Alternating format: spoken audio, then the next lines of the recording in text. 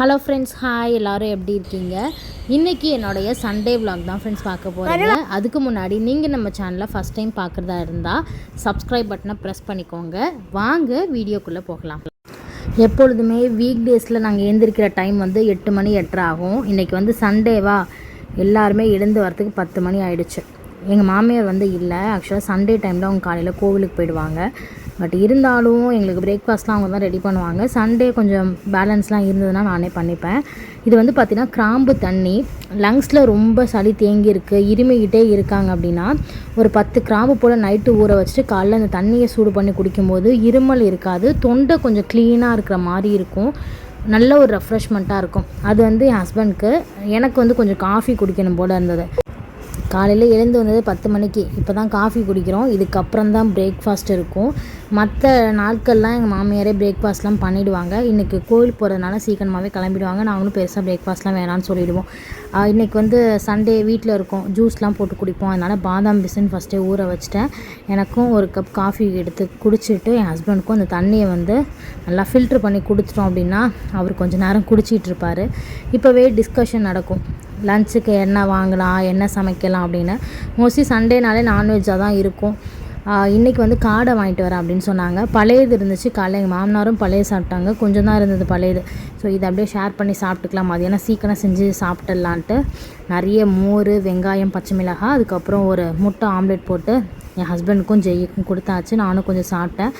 Amazon ப்ரைமில் வந்து ராஜா கிளின்னு படம் இருந்தது, அதை அப்படியே ஓட்ட விட்டுட்டு நாங்களும் பார்த்துக்கிட்டு இருந்தோம். அப்புறம் வந்து சிக்கன், அதுக்கப்புறம் காடை வாங்கிட்டு வந்தாங்க. இங்கே சென்னையில் ஒரு பீஸ் காடை வந்து பார்த்திங்கன்னா 70 ரூபா அப்படின்னு சொன்னாங்க. ஊர்லெலாம் 50 ரூபா 40 ரூபா தான். எனக்கு இந்த காடை இதெல்லாம் பார்க்கும்போது எனக்கு எங்கள் அப்பா ஞாபகம் வந்துடுங்க. இங்கே சாப்பிட்டதை விட நாங்கள் ஊரில் சாப்பிட்டது தான் அதிகம். நாங்கள் வரோம் அப்படின்னாலே ஒரே நான்வெஜ்ஜில் வந்து பறக்கிறது, ஓடுறது, தவழ்கிறதுன்னு எல்லாத்தையுமே ரெடியாக வாங்கி வச்சுருப்பாங்க. அதே மாதிரி நான் இவ்வளோ நாளும் இருக்கவும் மாட்டேன். ஒரு 2 மாதம் ஆகிடுச்சினாலே எங்கள் அப்பா வா வா வான்னு கூட்டிகிட்டே இருப்பாங்க. இப்போது நான் ஊர்லேருந்து வந்து கிட்டத்தட்ட பார்த்திங்கன்னா 4 months கிட்ட ஆகிடுச்சு. அம்மா கூப்பிட்றாங்கன்னா லீவ் தானே இருக்குது வா அப்படின்னு. பட் இருந்தாலும் எங்கள் அப்பா மாதிரி ஃபோர்ஸ் பண்ணி கூப்பிட்றதுக்கு ஆள் இல்லை அப்படின்னு தான் சொல்லணும். எல்லாருக்குமே வந்து அப்பா அப்படிங்கிற இடத்த வந்து நிரப்ப முடியாது. என்ன தான் நம்ம ஹஸ்பண்ட் வீட்டில் நல்லா பார்த்துக்கிட்டாலும், நம்ம ஹஸ்பண்ட் எந்த குறையும் இல்லாமல் நம்மளை பார்த்துக்கிட்டாலும் சில நேரம் வந்து எனக்கு எங்கள் அப்பாவோட ஃபோட்டோ பார்த்து இன்னமும் எனக்கு அழுகெல்லாம் கண்ட்ரோல் பண்ண முடியல. காலையிலே ஃபோட்டோ பார்த்து அழுது தான் மிச்சம். நான் காடை ஃப்ரையோட ரெசிபி வந்து டீட்டெயிலாக கொடுத்துருக்கேன், செக் பண்ணி பாருங்கள். நிறைய பேர் கேட்குறீங்க, உங்களுக்கு இப்போ எத்தனை மந்த்து ஆகுது அப்படின்னு கேட்டிங்க. நீங்கள் ப்ரெக்னென்சி வேணான்னு தானே சொன்னீங்க, செகண்ட் பேபி வேணான்னு தானே சொன்னீங்க, என்ன திடீர்னு கன்சீவாக இருக்கீங்கன்ட்டு ரொம்ப நாள் கழித்து பார்க்குற சப்ஸ்கிரைபரும் இப்போ கேட்குறீங்க. சீரியஸாக எங்களுக்கே வந்து ஒரு சர்ப்ரைஸான ஒரு ப்ரெக்னென்சி தான். நான் வந்து காப்பர்ட்டி வந்து போட்டிருந்தேன். ஜெய் வந்து குழந்த பிறந்ததுக்கப்புறம் காப்பர்ட்டி வந்து ஹாஸ்பிட்டலில் போட்டு விட்டாங்க.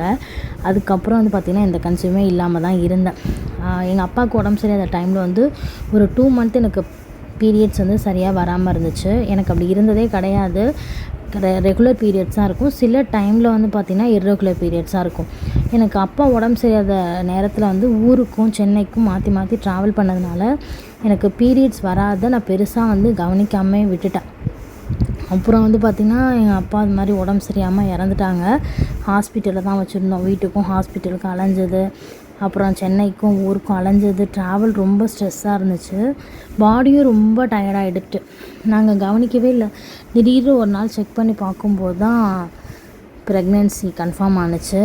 இந்த 7 yearsல் ப்ரெக்னென்சி கிட் வாங்கி டெஸ்ட் பண்ணதே கிடையாது. எனக்கு என்னன்னு தெரில, ஒரு 1.5 மாதம், ஒரு 70 daysக்கு மேலே ஆகிடுச்சு. 2 monthsன்னு வச்சுக்கோங்களேன். திடீர்னு தான் என் ஹஸ்பண்ட் வந்து அந்த ப்ரெக்னென்சி கார்டு வாங்கிட்டு வர சொன்னேன். அப்போயுமே அவர் திட்டினார் தான், எப்போ இதெல்லாம் இருக்காது அப்படின்னு. ஏன்னா அவருக்கு ரொம்ப ஆசை.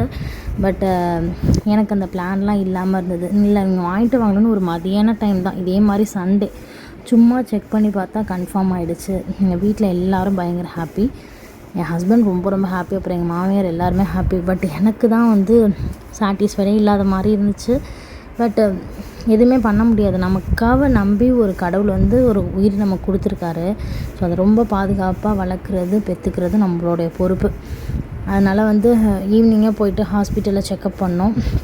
இது மாதிரி காப்பர்ட்டி போட்டு கன்சீவ் ஆகிருக்கேன் அப்படின்னு சொன்னப்போ ஃபஸ்ட்டு பார்த்த டாக்டர் என்ன சொன்னாங்கன்னா, ஓகே இருக்கலாம், ஆனால் இப்போ எதுவுமே அதை டிஸ்டர்ப் பண்ண வேணாம், 5 மந்த்துக்கு மேலே கொஞ்சம் இறங்கி இருக்கும், அப்போ நம்ம ரிமூவ் பண்ணிக்கலாம் அப்படின்னு அந்த டாக்டர் சொன்னாங்க. அப்புறம் நம்ம ரெகுலராக டெலிவரி வரைக்கும் ஒரு டாக்டரை பார்ப்போம் இல்லையா, ஒரு ஹாஸ்பிட்டல். அந்த ஹாஸ்பிட்டலில் வந்து நான் ரெகுலராக செக்கப் போகும்போது அங்கேயும் சொன்னேன். அங்கே வந்து என்னென்னா 3rd மந்த்லேயே ரிமூவ் பண்ணிட்டாங்க.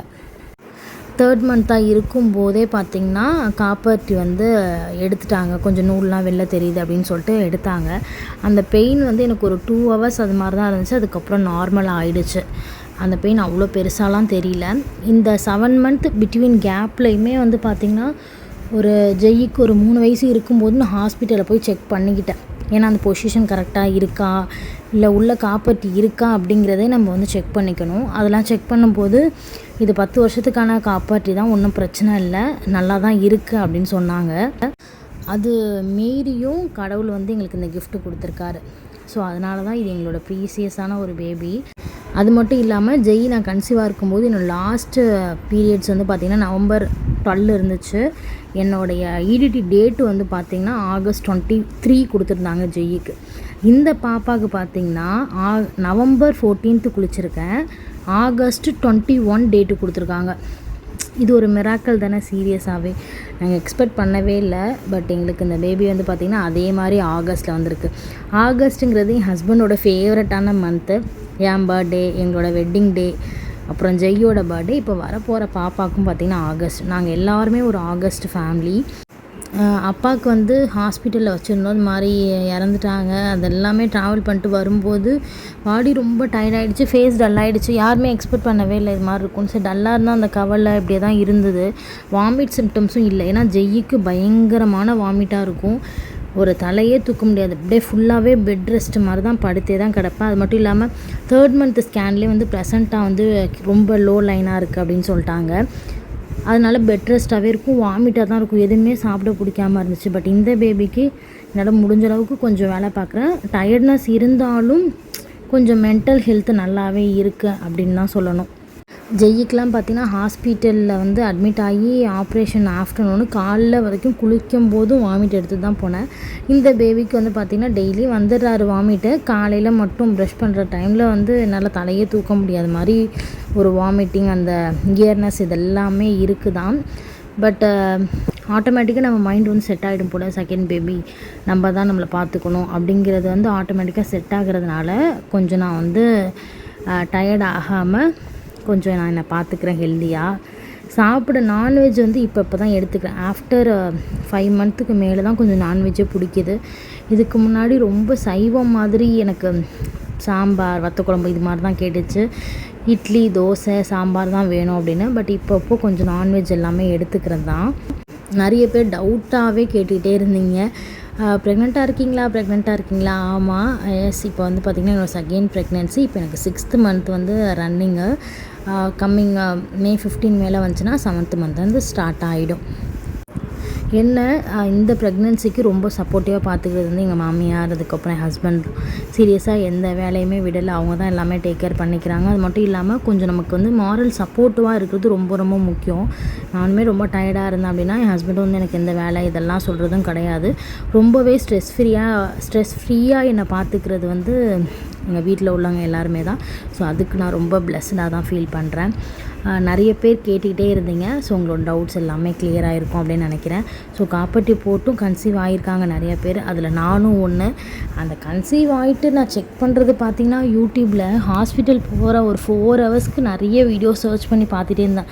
ஐயோ பயமாக இருக்கே, என்ன ஆகுமோ ஏதாகுமோன்னு. மற்றபடி அவ்வளோ பயப்படுற மாதிரிலாம் ஒன்றும் கிடையாதுங்க. அதுவுமே நார்மல் தான். பயப்படாமல் 5 மந்த்துக்கு மேலே ரிமூவ் பண்ணிங்க அப்படின்னா உங்கள் ஹெல்த்துக்குமே ரொம்ப நல்லது.